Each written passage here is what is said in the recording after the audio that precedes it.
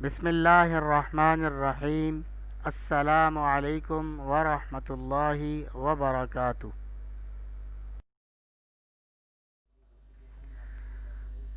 سبق نمبر 13 انشاءاللہ تعالی آج ہم شروع کریں گے، اور ہماری پڑھائی کے حساب سے یہ نمبر 13 ہے، ورنہ یہ حصہ غزلیات جو ہے اس میں سے یہ پہلی غزل ہے۔ حصہ غزلیات جو ہے فہرست میں آپ دیکھیں گے تو اس میں یہ پہلی غزل ہے، اور میر تقی میر کی ہے، اس لیے اس بریکٹ میں قوسین میں میر بھی یہاں ہم نے لکھ دیا ہے۔ غزل ہے جو کہ میر صاحب کی ہے، یہ مراد، اس کے شاعر میر تقی میر ہیں۔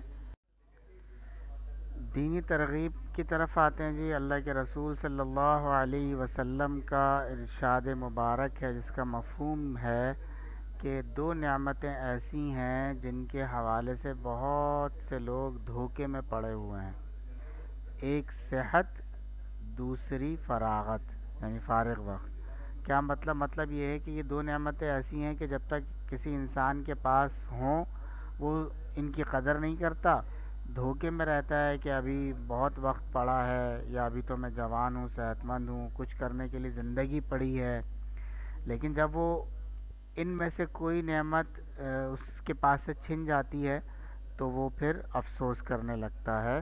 تو یہ ہے دھوکے میں پڑا ہونا دو نعمتوں کے حوالے سے۔ ایک صحت ہے کہ اس سے فائدہ نہیں اٹھاتا، جب وہ ہوتی ہے ختم ہو جاتی ہے تو پچھتاتا ہے۔ ایک فراغت ہے، فارغ وقت ہے، قیمتی نہیں بناتا اپنا وقت کو ضائع کرتا ہے، اور جب وقت نہیں رہتا تو پھر افسوس، کف افسوس ملتا ہے، یعنی ہاتھ ملتا رہ جاتا ہے کہ بھائی وقت ہی نہیں ہے اب، ورنہ یہ کام کر لیتا، یہ کر لیتا، یہ کر لیتا۔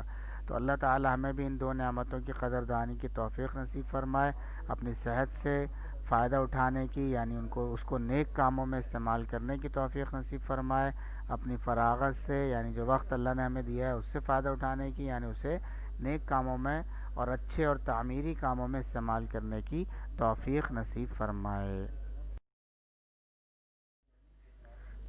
حاصلات تعلم آج کے 3 ہیں۔ شاعر کا مختصر تعارف ہو سکے، وزن کے مطابق نظم خوانی کا طریقہ جان سکیں، ترنم کے ساتھ نظم خوانی کر کے محظوظ ہوا جا سکے۔ تعارف شاعر کیا ہے جی؟ میر تقی میر شاعر ہیں ہمارے، اور ولادت ہے ان کی 1723 اور وفات ہے 1810۔ میر تقی میر آگرے میں پیدا ہوئے، آگرے ایک شہر کا نام ہے۔ ان کے والد میر متقی ایک درویش صفت انسان تھے، یعنی نیک آدمی تھے۔ میر ابھی نوعمر ہی تھے کہ والد کا انتقال ہو گیا، روزگار کی تلاش میں دہلی آ گئے۔ یہاں سراج الدین آرزو کے شاگرد ہو گئے، یہ ایک شاعر تھے، آرزو ان کا تخلص ہے، سراج الدین ان کا نام ہے۔ دہلی کے حالات جب بہت خراب ہو گئے تو لکھنؤ میں نواب آصف الدولہ کے پاس آئے، یہ وہاں کے نواب تھے لکھنؤ کے۔ انہوں نے میر کی بڑی قدر کی اور وظیفہ مقرر کر دیا، یعنی ان کو گورنمنٹ کی طرف سے پیسے ملنے لگے۔ میر نے لکھنؤ ہی میں وفات پائی۔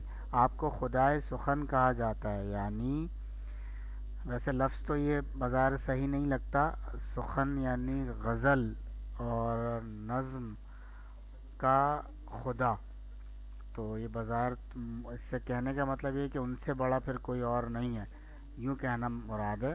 لیکن لفظ خدا سے تھوڑا سا چونکہ اس خدا کی طرف، ہمارے خدا کی طرف اشارہ جاتا ہے تو یہ نامناسب ہے کسی اور کو کہنا، تو اس لیے عجیب سا ہے تھوڑا سا، لیکن بہرحال مشہور ہے۔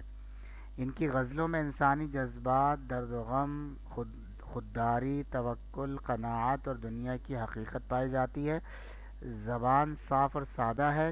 ان کے علمی سرمایہ میں 6 دیوان یعنی 6 کتابیں شاعری کی، اردو شعراء کا ایک تذکرہ، متعدد مثنویاں، یہ بھی نظم کی قسم ہے مثنوی، تو ان کی بہت ساری اس طرح کی نظمیں ہیں، تو متعدد کئی ساری نظمیں، مثنوی نظم، مثنویاں، اور مرثیے جو کسی کے انتقال پہ نظم کہی جاتی ہے اس کو مرثیہ کہتے ہیں، مرثیے بھی ہیں۔ ایک سوانح حیات جو ان کی حیات پہ کتاب، انہوں نے کسی کی حیات پہ کتاب لکھی ہوگی، اور ایک فارسی دیوان یعنی فارسی کی شاعری کی کتاب، یہ شامل ہیں۔